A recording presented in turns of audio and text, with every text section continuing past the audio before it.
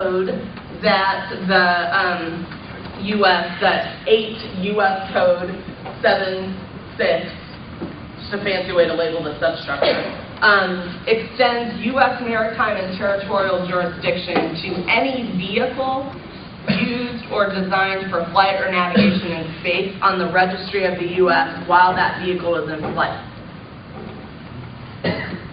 So what would this include? Spaceships, shuttles, rockets, okay? Those are vehicles. This is potentially an important loophole in U.S. law. This is still good law, which means that this is the law that still applies in the United States. And there are some people that say that there needs to be clarification that it's not just vehicles that the U.S. has jurisdiction over. Because if I go to the moon in my TMAC Lunar Exploration Inc., and I go to the moon and I set up a lovely house on the moon, does this give the U.S. government jurisdiction over that? No. No, because it's not a vehicle. Like, I can't fly my house. It's not up. Yes.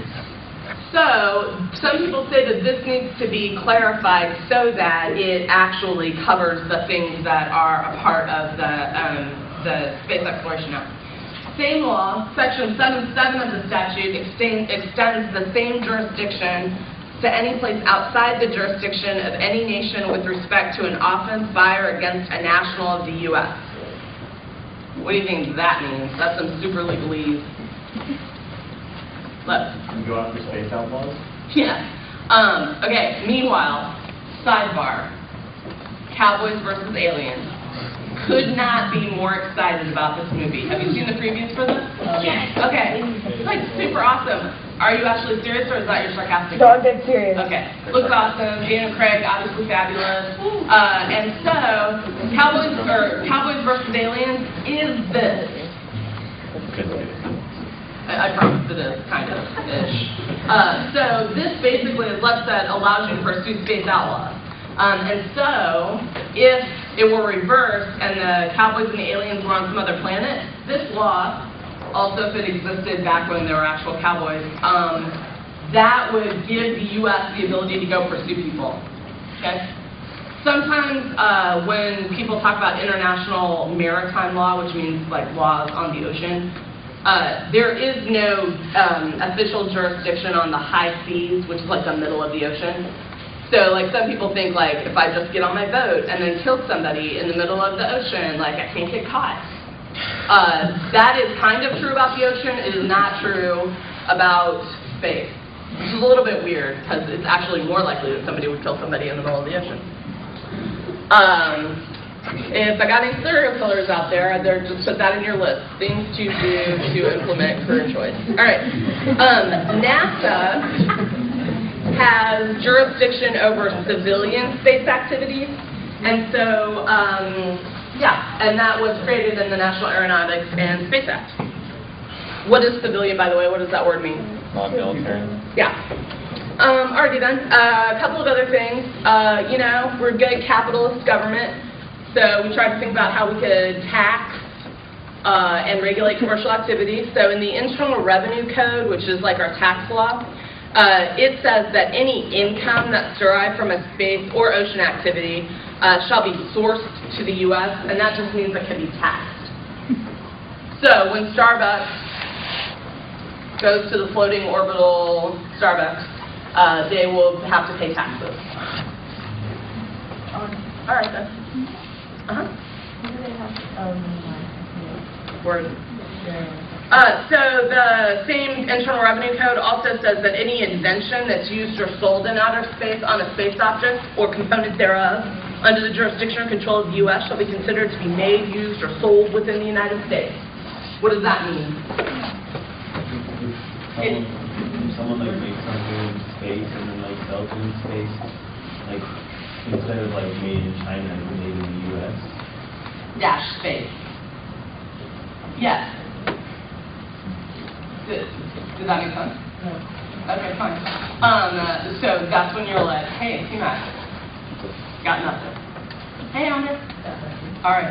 This explanation is right. This provision basically says that if somebody goes up in space and makes stuff, then that is going to say made in the USA. The reason why I said dash space is because this essentially extends U.S. law about inventions to space. Okay, but it's not actually the U.S. Because remember, countries cannot claim sovereignty. Does that make sense to everybody? All right, fine. Here's some math ideas. Maybe this will perk you up. There's zero way I'm going to cover. Whoever's next is going to be kind of pissy off. Alrighty then, some math ideas that I have. And by the way, I got these ideas by reading stuff.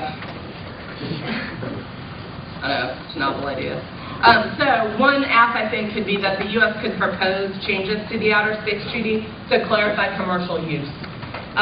Some of these loopholes about private entities being able to claim sovereignty are actually fixed a little while later, but there are still places where it's unclear who has the ability to control commercial things.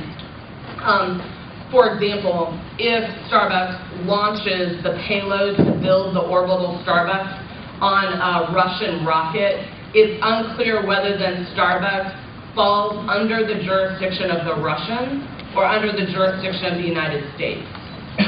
Does that example make sense to everybody?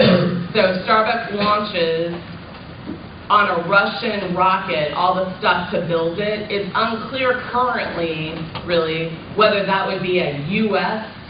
thing that it had control over, or whether it would be a Russian thing that it had control over. Amir, do you have a question? I have one, but it's answered. Okay.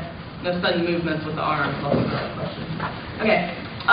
The next important app idea is the PPWT, which is a draft treaty, meaning that some people have proposed it, but it hadn't really gotten much further than that. And it's the draft treaty on the prevention of the placement of weapons in outer space and of the threat or use of force against outer space objects. I got stuck in traffic yesterday, so I didn't see Tara Tate's lecture. Did she talk about this at all? No? Okay. Then I will. In 2008, Russia and China proposed the PPWT. And they did it because, well, it depends on who you ask, actually, why they did it. They say they did it because the only thing the Outer Space Treaty does is ban weapons of mass destruction. The only thing the Outer Space Treaty does is ban weapons of mass destruction. So that means you can't put nukes up there, you can't put chems up there, and you can't put biological weapons up there. Okay? That's how the Outer Space Treaty has been interpreted. The Russians and the Chinese are like, well, okay, that may have been true in 1967, that those were the only big weapons that we needed to be afraid of, but the Russians and the Chinese said, you know, we're kind of frightened. We're scared. Maybe they should be, I don't know. So the Russians and the Chinese said, look, we need to clarify that there are other things besides WMDs that are threats to international stability. So they proposed the PPWT as a way to limit space militarization and weaponization. And there's a distinction there, right? Militarization is using space for military purposes. Weaponization is sticking the weapons up there. It's a little bit of a fuzzy distinction, but that's the distinction that people make. And so the Russians and the Chinese were like, look, you know, we need to do more than just ban weapons of mass destruction. The U.S. has rejected this treaty so far. We have not signed it. What? Yes, two reasons. One is that the U.S. says that it would limit our ability to defend ourselves. Because one way to read the proposed treaty would ban missile defense and missile defense parts. And we love our missile defense in the United States. We love it. It has not worked for like 30 years, basically, but like we love it. And so we say, look, you know, if we agree to the PPWT, then, you know, our programs like missile defense are done with, and we want to do that. Second reason is that a lot of, particularly hawks, have you ever heard people described as hawks or doves? Okay, so hawks are people who are like, oh, war. And ducks are like, oh, hey. Okay? Right. So a lot of hawks, in particular in the United States, think that China is just proposing this to stall the U.S. progress so that they can sneak up on us and get better tech than us. It's Chinese. All right, those are the couple of reasons that the United States has said, okay? So in order for this to be like an app, you'd probably need to answer those arguments, right? And you would need to say things like, China is not evil. They're not, by the way. They're just a country trying to do their thing. Raise your hand if you're like, inside your head, you're like, no, China is evil. All right, then. Depending on the side of the topic, they are also evil, for the record. All right, then, so you're going to probably need to answer some of those things. But you could claim a super big, ginormous U.S.-China co-op advantage. And the impact cards on like U.S.-China co-op equal good, super fabulous. And so that, I think, could be a very strategic act. Now, the Europeans, because they're the Europeans, are like, hey, everybody, come on, let's all get along, EU style, it'll be awesome. And so they've actually kind of a middle ground, a permutation, if you will, that is called a code of conduct, singular, that everybody would agree to. Wouldn't be as binding as the treaty. And I've got IE Pirates of the Caribbean. How many of you have seen Pirates of the Caribbean? Any of them? Okay. Anybody remember what parlay is? Oh. What is parlay? Christina? It was the ability to request to go to the captain on the ship if you're captain. Yeah, exactly. Code of the pirates. Exactly, that's exactly right. It's like code of the pirates. So parlay is where, like, if I get captured by the pirates, this is like old school pirates though, not like Somali pirates. Okay? So don't try this if you are ever entertained by a Somali pirate. I'd be like, parlay, parlay. But back in the day, or if I were in the movie Pirates of the Caribbean, then if I get captured, I'd be like, hey, there is a code of conduct that applies to all pirates, and we all agree to do it. And so that's the same kind of thing that the Europeans have proposed. I think that could be a counterplan, potentially, to solve back a space militarization advantage. Hey, CT. Everyone say hi to CT. CT can't cover. And so I'm probably going to be like 15 more minutes.